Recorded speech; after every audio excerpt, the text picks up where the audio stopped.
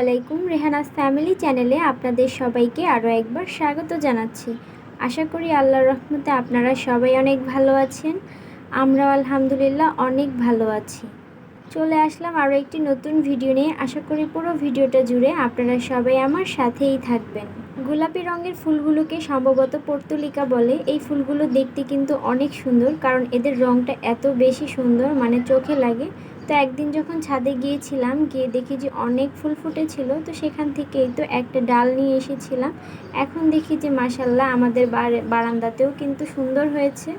অনেক দিন পর আজকে তো সকালবেলা পাতলা খিচুড়ি রান্না করা হচ্ছিল। আসলে মানে মিনিকেট চাল যেটাকে বলে, একদম চিকন, সেটা আর কি কিছুটা পরিমাণ রয়ে গিয়েছিল।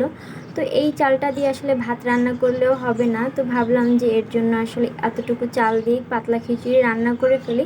অন্তত সকালে সবার নাস্তাটা তো হবে। পাশের চুলায় কিন্তু আবার দুপুরের জন্য ভাতও বসিয়ে দিয়েছিলাম, কারণ এর আগের ভিডিওটাতেও আমি বলেছিলাম যে বেশ কিছুদিন ধরেই গ্যাসের সমস্যা চলছে।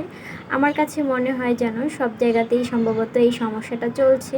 পাতলা খিচুড়িটা একদম সিম্পলভাবেই রান্না করা হয়েছে। এখানে কিন্তু এক্সট্রা কোনো কিছুই ব্যবহার করা হয়নি, মানে গরুর মাংস বা মুরগির মাংস এগুলো কিছুই ব্যবহার করা হয়নি, মানে বাসায় ছিল না এর জন্য। তো যাই হোক, এখন কিন্তু এই তো প্লেটে নিয়ে নিয়েছি, আর এখন এই যে খাওয়ার পালা। তো পাতলা খিচুড়ি যেহেতু রান্না করেছি, আচার না দিয়ে খেলে তো হবে না, তো এর জন্য একটু আচার নিয়ে নিচ্ছিলাম।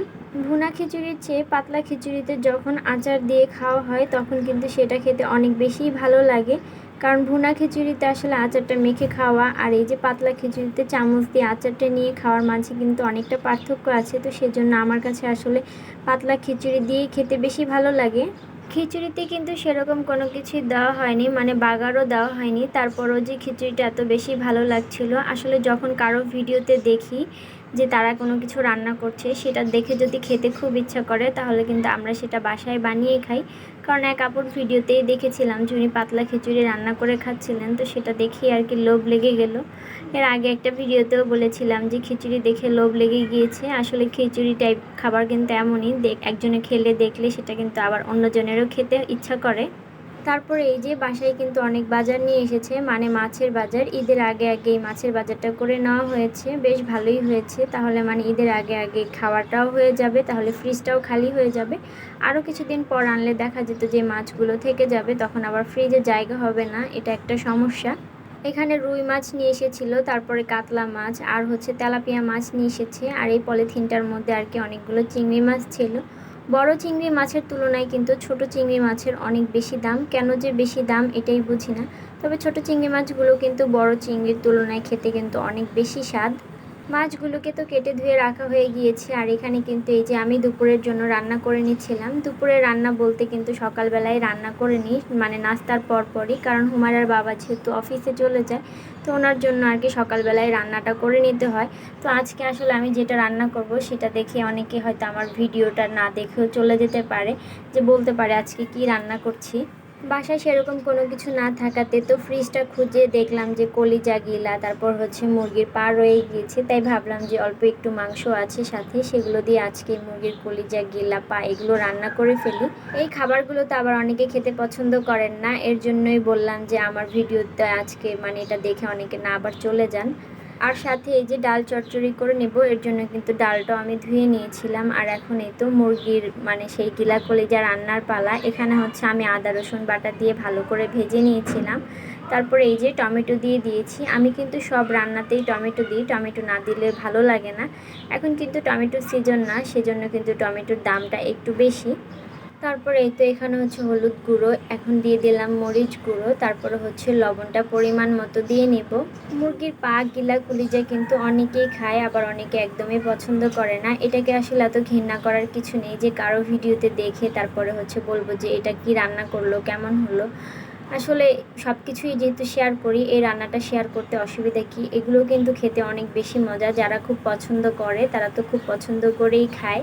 এখন এই যে মশলাগুলো কষানোর জন্য কিন্তু আমি পানি দিয়ে দিয়েছি। আর এদিকে তো কড়াইতে তেলটা ভালো করে গরম হতে দিয়েছিলাম। এত বেশি গরম হয়ে গিয়েছে যে একদম ছ্যাদ করে উঠেছিল। তারপরে কিন্তু পেঁয়াজ সাথে কিন্তু কাঁচামরিচটাও দিয়ে দিয়েছি। এখন এগুলোকে ভালো করে ভেজে নেব। আর এই যখন গ্যাস থাকে না তখন যে কত ধৈর্য সহকারে রান্না করতে হয় সেটা আর কি যাদের এই সমস্যা হয় তারাই ভালো জানে। এখন এই যে ধুয়ে রাখা ডালগুলো আমি দিয়ে দিব। যাদের বাসায় অফিসে তারপরে স্কুলে যায় বা টিফিনের জন্য নিয়ে যায় তাদের বাসায় কিন্তু সকালবেলায় রান্নাটা কমপ্লিট করে নিতে হয়। আর আমার দেখা যায় যে প্রতিদিনই এরকম হয়, সকালে রান্নার সাথে সাথে দুপুরে রান্নাটাও বসিয়ে দিতে হয়। মানে একদমই কোনো রেস্ট নেওয়া যায় না যে সকালে নাস্তাটা খেয়ে তারপরে একটু পর আবার দুপুরে রান্না করতে যাব। আমার কাছে আবার মনে হয় যে যদি সকাল সকাল রান্না করা হয় তাহলে কিন্তু অনেকটা সময় বেঁচে যায়, একটু রিল্যাক্সভাবে বসা যায়। না হলে দেখা যায় যে সকালের নাস্তাটা করার পরে আবার একটু বসে থেকে আবার আর কি দুপুরে রান্নার জন্য চুলার কাছে যাওয়া আমার কাছে ওইটা অনেকটা বিরক্তিকর মনে হয়। কিন্তু এই যে সকালবেলায় সব রান্না করে ফেলি এটাই কিন্তু আরামের একটা ব্যাপার।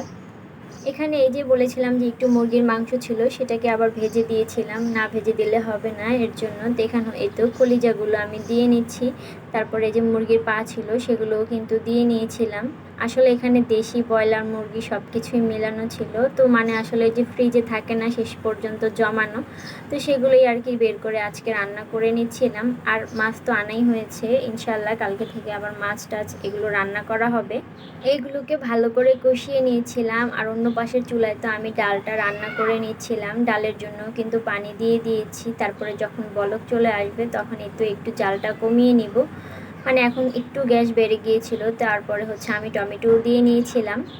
তারপরে এই যে রান্না কিন্তু কমপ্লিট হয়ে গিয়েছে, বাটিতে বাটিতে ওনার জন্য খাবারগুলো বেড়ে নিয়েছিলাম। এখন এই তো বাটিগুলো সুন্দর করে গুছিয়ে দিব, ওনাকে খাবারগুলো দিয়ে তারপরে হচ্ছে আমি আমার বাকি যা কাজ আছে সবগুলো করে নেব। এখন যেহেতু রান্নাটা শেষ এখন কিন্তু একটু রিল্যাক্স মনে হচ্ছে, কারণ যতক্ষণ পর্যন্ত না রান্না শেষ হয় ততক্ষণ পর্যন্ত কেমন যে লাগে, মনে হয় যেন কি যেন একটা কাজ এখন পর্যন্ত বাকি আছে, সেটা কমপ্লিট না করলে মনের মধ্যে একদমই শান্তি পাচ্ছিলাম না। তো যখন চলে যাচ্ছিল তখন দেখলাম এই যে এই দুইটা বিড়াল এইভাবে বসে আছে, এদের মাঝে মাঝে মাঝে এমন ভাব হয়, আবার এত মারামারি করে এরা দুইজনে। এই যে ওইটা হচ্ছে আমাদের বিড়াল, তার মারামারি করে কি একটা অবস্থা হয়েছে, মানে বিড়ালরা একদম সহ্যই করতে পারে না মনে হয়, আবার মনে হয় যেন তাদের মাঝে কি বন্ধুত্বপূর্ণ সম্পর্ক। আগে যখন আমাদের রুমে একটা ড্রেসিং টেবিল ছিল, তো হুমায়রা আর কি সেটাকে নাগাল পেত না, সে তার ধরতে অনেকটা কষ্ট হতো। কিন্তু এই আয়নাটা একদম উপর থেকে নিচ পর্যন্ত হওয়াতে সে খুব সহজেই তাকে দেখতে পায়। আর এই আয়নার সামনে দাঁড়িয়ে সে যে কত অভিনয় করে, এই যে আমি মুছে নিচ্ছিলাম তার মধ্যেও কিন্তু সে তার অভিনয়গুলো চালিয়ে যাচ্ছিল। আসলে বাচ্চারা এমনই, যখন দেখে যে আয়নার মধ্যে তাদেরকে দেখা যায় তখন কিন্তু তারা অনেক রকম অভিনয় শুরু করে। তো এইসব অভিনয় করতে করতে কিন্তু আয়নার মধ্যে সে হাত দিয়ে একদম দাগ ফেলে দিয়েছিল। তো ভাবলাম যে আজকে এগুলোকে একটু ক্লিন করে নিই।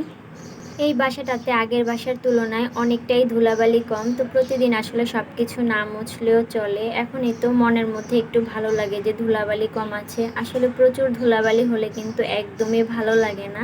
আর প্রচুর ধুলাবালির মধ্যে থাকলেও কিন্তু দেখা যায় যে কিছুদিন পর পর সর্দি লেগে যায় বা ঠান্ডা কাশি হয়ে যায়। গতকাল আবার আসার সময় কিছু ফল নিয়ে এসেছিল, তো সেগুলোকে ওইভাবেই প্যাকেটের মধ্যে রেখে দিয়েছিলাম। তারপরে ভাবলাম যেগুলোকে বের করে এখন রেখে দিই। আর এই তো আমাদের হচ্ছে মানে বাসায় আবার নতুন সদস্যরা এসেছে, দেখে বেশ ভালোই লাগে। এটা সম্ভবত একটা বাগান বিলাস গাছ, এখানেও কিন্তু গোলাপি রঙের ফুল ফোটে। তারপরে হচ্ছে এই যে এটা একটা চেরি ফুল গাছ নিয়ে এসেছে, মানে এই গাছগুলো ছাদে লাগাবে এর জন্য। এখন আসলে বারান্দায় সেরকম জায়গা নেই, এর জন্য বারান্দায় লাগানো হবে না।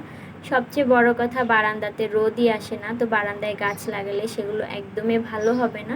তো যেহেতু ছাদে অনেক গাছ নিয়েছে এর জন্য কিন্তু এই তো আবারও সেই নতুন অতিথিদেরকে কিনে নিয়ে এসেছে। যখন কোনো নতুন গাছ কিনে আনা হয় তখন কিন্তু অনেক ভালো লাগে, আসলে যারা গাছ অনেক বেশি পছন্দ করে তারাই এই জিনিসটা বুঝতে পারবে। এদিকে বিকালবেলা আমার ননদ আর শাশুড়ি একটু বাহিরে গিয়েছিল, তো ওনারা আসার সময় একটা পিৎজা কিনে নিয়ে এসেছে। তো পিৎজা যখন বানানো হচ্ছিল তো সেটাও আবার একটু ভিডিও করে নিয়ে এসেছে। পরে আমরা বাসায় এনে পিৎজাটা খেয়েছিলাম, মানে পিৎজাটা কিন্তু অনেক ভালোই ছিল। এই যে ভিডিওটা কিন্তু ও নিজেই করে নিয়ে এসেছে, আমি কিন্তু যাইনি, বাসায় ছিলাম। আসলে সবাই যদি এভাবে একটু একটু সাহায্য করে, অনেক সময় দেখা যায় যে বাসায় থেকে ভিডিও করা সম্ভব হয় না, তখন কিন্তু এই তো এরকম যদি একটু কেউ ভিডিও করে এনে দেয় তখন কিন্তু সেটা অ্যাড করলে অনেকটাই ভালো হয়। যেহেতু বাইরে থেকে পিৎজাটা কিনে নিয়ে এসেছে, ও কিন্তু বানানোর প্রক্রিয়াটা একদম ভিডিও করে নিয়ে এসেছিলো। তো বাসায় নিয়ে আসার পর এই তো আমরা সবাই এখন খেয়ে নিচ্ছিলাম। পিৎজাটা মাশাআল্লাহ অনেক ভালোই ছিল। তো আজকে এ পর্যন্ত, ভালো থাকবেন, আল্লাহ হাফেজ।